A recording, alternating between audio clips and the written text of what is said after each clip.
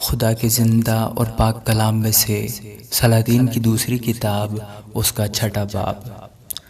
اور انبیاء زادوں نے علیشہ سے کہا، دیکھ، یہ جگہ جہاں ہم تیرے سامنے رہتے ہیں ہمارے لیے تنگ ہے، سو ہم کو ذرا یردن کو جانے دے کہ ہم وہاں سے ایک ایک لکڑی لیں اور وہیں کوئی جگہ بنائیں جہاں ہم رہ سکیں۔ اس نے جواب دیا، جاؤ۔ تب اس نے کہا، مہربانی سے اپنے خادموں کے ساتھ چل۔ اس نے کہا، میں چلوں گا۔ چنانچہ وہ ان کے ساتھ گیا، اور جب وہ یردن پر پہنچے تو لکڑی کاٹنے لگے، لیکن ایک کی کلہاڑی کا لوہا جب وہ کڑی کاٹ رہا تھا پانی میں گر گیا، سو وہ چلا اٹھا اور کہنے لگا، ہائے میرے مالک، یہ تو مانگا ہوا تھا۔ مرد خدا نے کہا، وہ کس جگہ گرا؟ اس نے اسے وہ جگہ دکھائی۔ تب اس نے ایک چھڑی کاٹ کر اس جگہ ڈال دی اور لوہا تیرنے لگا۔ پھر اس نے کہا، اپنے لیے اٹھا لے۔ سو اس نے ہاتھ بڑھا کر اسے اٹھا لیا۔ اور شاہ ارام شاہ اسرائیل سے لڑ رہا تھا، اور اس نے اپنے خادموں سے مشورت لی اور کہا کہ میں فلاں فلاں جگہ ڈیرا ڈالوں گا۔ سو مرد خدا نے شاہ اسرائیل کو کہلا بھیجا، خبردار، تو فلاں جگہ سے مت گزرنا، کیونکہ وہاں ارامی آنے کو ہیں۔ شاہ اسرائیل نے اس جگہ جس کی خبر مرد خدا نے دی تھی اور اس کو آگاہ کر دیا تھا آدمی بھیجے، اور وہاں سے اپنے کو بچایا۔ اور یہ فقط ایک یا دو بار ہی نہیں، اس بات کے سبب سے شاہ ارام کا دل نہایت بے چین ہوا، اور اس نے اپنے خادموں کو بلا کر ان سے کہا، کیا تم مجھے نہیں بتاؤ گے کہ ہم میں سے کون شاہ اسرائیل کی طرف ہے؟ تب اس کے خادموں میں سے ایک نے کہا، نہیں اے میرے مالک، اے بادشاہ، بلکہ علیشہ جو اسرائیل میں نبی ہے تیری ان باتوں کو جو تو اپنی خلوت گاہ میں کہتا ہے شاہ اسرائیل کو بتا دیتا ہے۔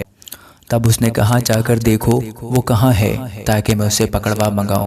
اور اسے بتایا گیا کہ وہ 2-3 میں ہے۔ تب اس نے وہاں گھوڑوں اور رتھوں اور ایک بڑے لشکر کو روانہ کیا، سو انہوں نے راتوں رات آ کر اس شہر کو گھیر لیا۔ اور جب اس مرد خدا کا خادم صبح کو اٹھ کر باہر نکلا تو دیکھا کہ ایک لشکر ماں گھوڑوں اور رتھوں کے شہر کے چوگرد ہے۔ سو اس خادم نے جا کر اس سے کہا، ہائے اے میرے مالک، ہم کیا کریں؟ اس نے جواب دیا، خوف نہ کر، کیونکہ ہمارے ساتھ والے ان کے ساتھ والوں سے زیادہ ہیں۔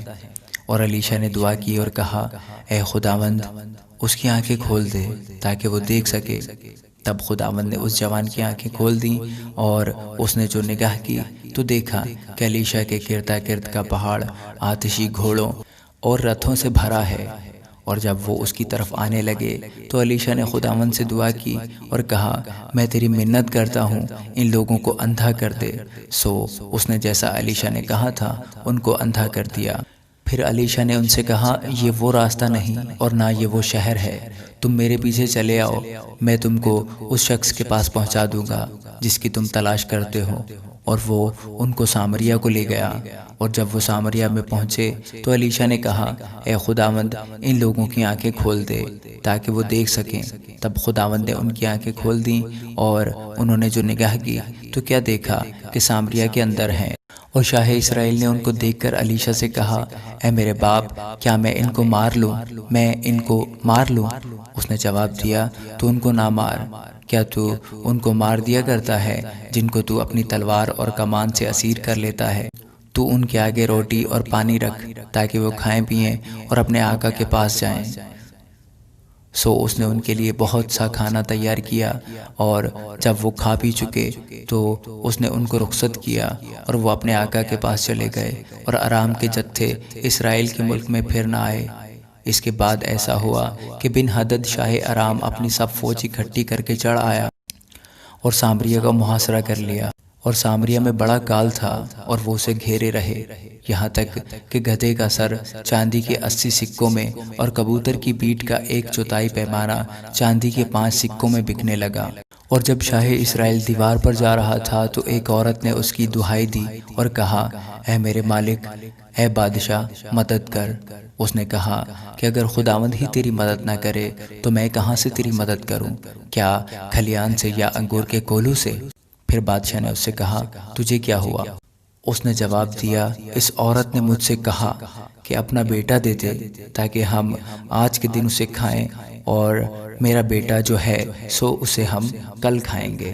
سو میرے بیٹے کو ہم نے پکایا اور اسے کھا لیا، اور دوسرے دن میں نے اس سے کہا اپنا بیٹا لا تاکہ ہم اسے کھائیں، لیکن اس نے اپنا بیٹا چھپا دیا ہے۔ بادشاہ نے اس عورت کی باتیں سن کر اپنے کپڑے پھاڑے۔ اس وقت وہ دیوار پر چلا جاتا تھا اور لوگوں نے دیکھا کہ اندروار اس کے تن پر ٹاٹ ہے، اور اس نے کہا اگر آج صافت کے بیٹے علیشہ کا سر اس کے تن پر رہ جائے تو خدا مجھ سے ایسا بلکہ اس سے زیادہ کرے۔ لیکن علیشہ اپنے گھر میں بیٹھا رہا اور بزرگ لوگ اس کے ساتھ بیٹھے تھے، اور بادشاہ نے اپنے حضور سے ایک شخص کو بھیجا، پر اس سے پہلے کہ وہ قاصد اس کے پاس آئے اس نے بزرگوں سے کہا تم دیکھتے ہو کہ اس قاتل زادہ نے میرا سر اڑا دینے کو ایک آدمی بھیجا ہے، سو دیکھو جب وہ قاصد آئے تو دروازہ بند کر لینا اور مضبوطی سے دروازہ کو اس کے مقابل پکڑے رہنا، کیا اس کے پیچھے پیچھے اس کے آقا کے پاؤں کی آہٹ نہیں؟ اور وہ ان سے ہنوز باتیں کر ہی رہا تھا کہ دیکھو وہ قاصد اس کے پاس آ پہنچا اور اس نے کہا کہ دیکھو یہ بلا خداوند کی طرف سے ہے، اب آگے میں خداوند کی راہ کیوں تکوں؟ آمین۔